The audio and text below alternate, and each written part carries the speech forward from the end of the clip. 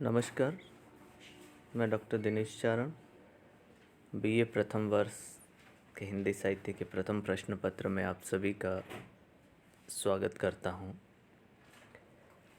हिंदी साहित्य के प्रथम प्रश्न पत्र में हम आधुनिक काव्य सोपान पुस्तक पढ़ रहे हैं और आधुनिक काव्य सोपान में प्रमुख छायावादी कवि जयशंकर प्रसाद को हम पढ़ रहे हैं। जयशंकर प्रसाद की कविता वरुणा की कछार, जिसे हमने पिछली कक्षा में पढ़ना शुरू किया, आज हम उससे आगे पढ़ेंगे। भारत की महिमा का गुणगान कवि यहाँ करता है। भारत को दर्शन की भूमि बताता है, तर्क वितर्क की भूमि बताता है और कवि कहता है कि इस संसार में जो शांति का संदेश, जो हिंसा का संदेश, जो सुख का संदेश, मानवता का संदेश, आनंदवाद का संदेश जो दिया है, वो भारत ने दुनिया को दिया है। और वो उसी वरुणा नदी की बात करता है जिस वरुणा नदी के किनारे के ऊपर बुद्ध को ज्ञान प्राप्त हुआ था। ये वही वरुणा नदी है जिसके किनारे तपस्वी ऋषि मुनि अपनी तपस्या करते थे और इस संसार में मानवता फैलाने के लिए तर्क वितर्क किया करते थे। आज हम पढ़ते हैं कल पढ़ा उससे आगे की कविता। कवि कहता है कि अरि वरुणा की शांत कछार, तपस्वी के विराग की प्यार, मुक्ति जल की व शीतल बाढ़, जगत की ज्वाला करती शांत, तिमिर का करनी को दुख भार, तेज अमिताभ अलौकिक कांत, देव कर से पीड़ित विक्षुब्ध प्राणियों से कह उठा पुकार, तोड़ सकते हो तुम भव बंधु, तुम्हें है ये पूरा अधिकार।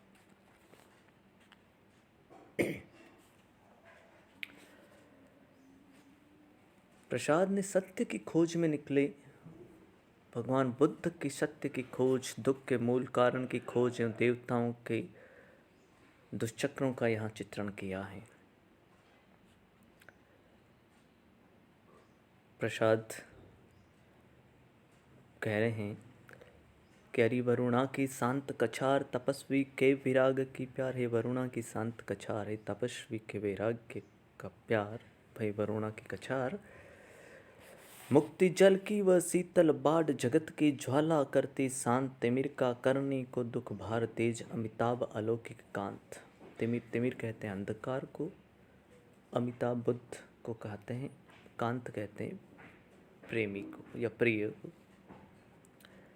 प्रसाद कह रहे हैं भगवान बुद्ध व शांत और शीतल चरित्र सभी मनुष्यों के लिए मुक्ति से भरी शीतल बाढ़ है, जिसमें भीगने पर प्रत्येक मनुष्य के दैहिक, दैविक तथा भौतिक कष्टों का निवारण हो गया और होता है। ऐसे तेजस्वी महापुरुष जो अपने आप में अलौकिक प्रेम के प्रतिनिधि थे, देवताओं के पाप पूर्ण कार्यों से दुखी जनता के भार को दूर करने हे वरुणा की शांत कछार तेरे तट पर आए थे। देव कर से पीड़ित विक्षुब्ध प्राणियों से कह उठा पुकार, तोड़ सकते हो तुम भव बंध, तुम्हें है ये पूरा अधिकार। तेरे तट पर आकर उन्होंने कठोर तपस्या की व अलौकिक ज्ञान प्राप्त किया। इस दिव्य ज्ञान की प्राप्ति के बाद वे सभी मनुष्यों प्राणियों से पुकार उठे कि हे दुखी मानव, तुम इन संसार में विद्यमान प्रत्येक बंधन को सरलतापूर्वक तोड़ सकते हो और ये तुम्हारा जन्मजात अधिकार है। जिन देवताओं से तुम डरते हो, उनसे डरने की आवश्यकता नहीं है। उनके पापी कार्यों का परिणाम उन्हें ही भोगने दो और तुम स्वतंत्रता के साथ अपना ज्ञान जागृत कर प्रत्येक बंधन को तोड़ दो, क्योंकि देवताओं की भांति तुम भी स्वतंत्र हो, पराधीन नहीं। ये सब हे वरुणा की शांत कछार तेरे तट पर ही संभव हो सका। अतः तुम तपस्वी के वियोग प्रेम सी पवित्र निर्मल है।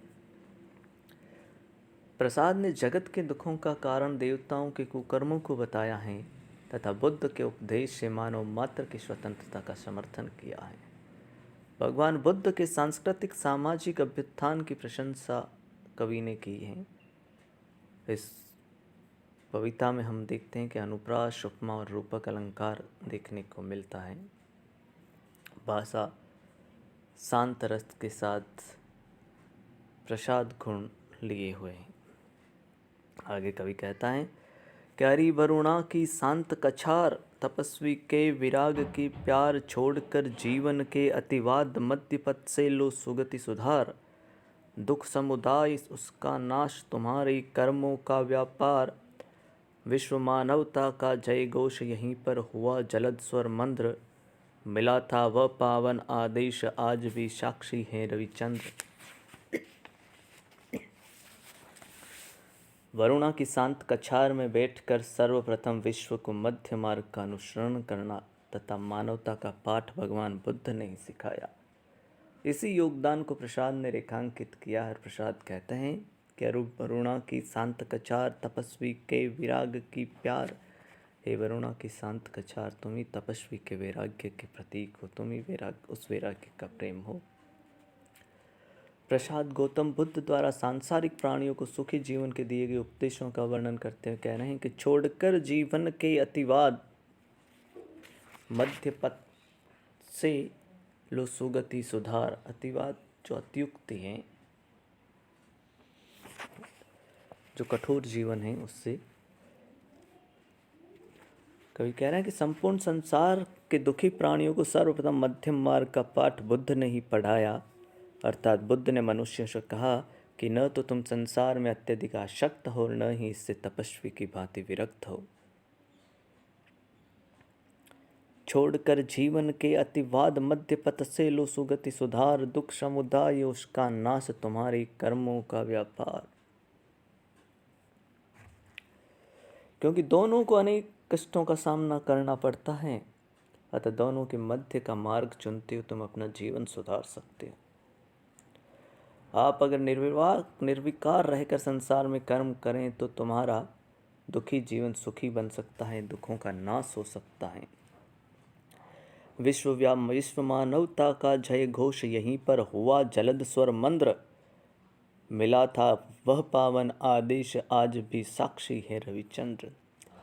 इस प्रकार संसार में मानव मात्र का भला करके मानवता की स्थापना का श्रेय तपस्वी निर्विकारी भगवान बुद्ध को जाता है, जिन्होंने विश्व में मानवतावाद का सर्वप्रथम उद्घोष किया।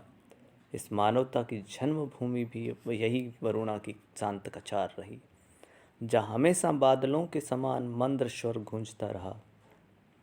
आज भी सूर्य और चंद्रमा इस बात के साक्षी हैं कि सर्वप्रथम विश्व में मानवता एवं मानव मात्र के कल्याण का उपदेश तथागत ने यहीं से दिया था।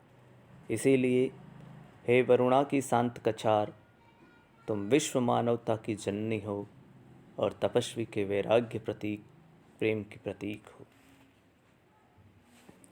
प्रसाद ने वरुणा की शांत कछार व गौतम बुद्ध की प्रशंसा इस कविता में की है और उन्हीं से विश्व मानवता व मध्यम मार्ग अनुसरण करके दुख दूर करने के संदेश से भारतीय संस्कृति श्रेष्ठतम बनी और इन्हें अपनाकर हम इसे श्रेष्ठ बनाए रख सकते हैं। जलद स्वर मंद्र तथा साक्षी ये रविचंद्र की तुकांत तत्संपदावली नाद सौंदर्य दिखाती हैं। आगे कवि कहता है, कैरी वरुणा की शांत कछार, तपस्वी के विराग की प्यार। तुम्हारा ये अभिनंदन दिव्य और उस यश का विमल प्रचार। सकल वसुधा को दे संदेश, धन्य होता है बारंबार। तुम्हारा ये अभिनंदन दिव्य और उस यश का विमल प्रचार। सकल वसुधा को दे संदेश, धन्य होता है बारंबार।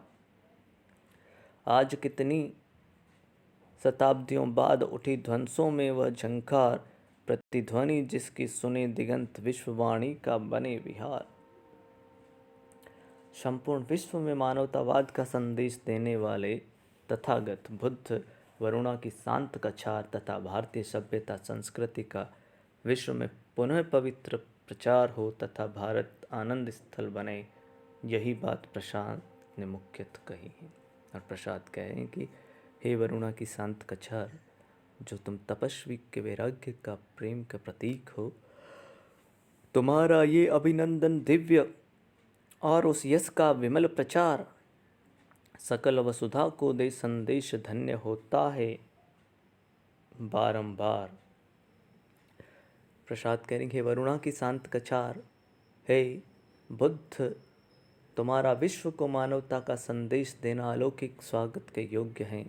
और उस संदेश व यश का भी स्वागत है जिसमें आपने बताया कि मनुष्य मध्यम मार्ग का अनुसरण करके जीवन को सुखी बना सकता है।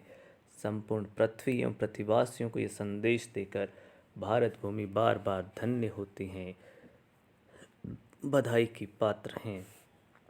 आज कितनी शताब्दियों बाद उठी ध्वंसों में वह झंकार, प्रतिध्वनि जिसकी सुने दिगंत विश्ववाणी का बने विहार।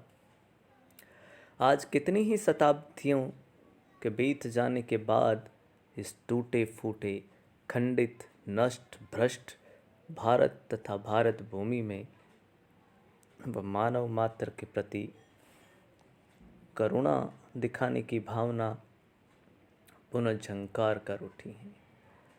अतः इस मधुर आध्यात्मिक आनंदवादी प्रतिध्वनि को पृथ्वी की चारों दिशाएं, आकाश की असीमता, असीम पाताल, सागर सभी सुने और संपूर्ण विश्व की वाणी में यह आनंद स्थल समा जाए, ऐसी मैं मनोकामना करता हूँ।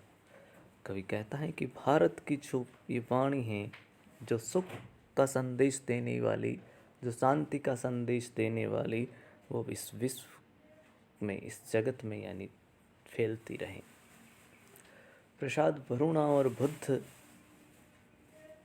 का सामंजस्य करते हुए ये बताते हैं कि कितनी पवित्र ये भारत भूमि रही है और आज उसकी क्या स्थिति रही है।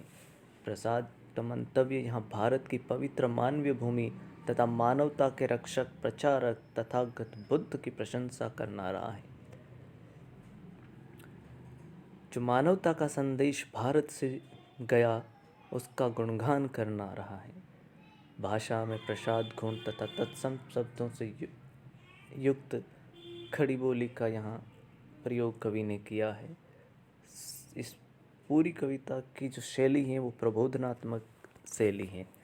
यही हमारी यहाँ कविता समाप्त हो जाती है।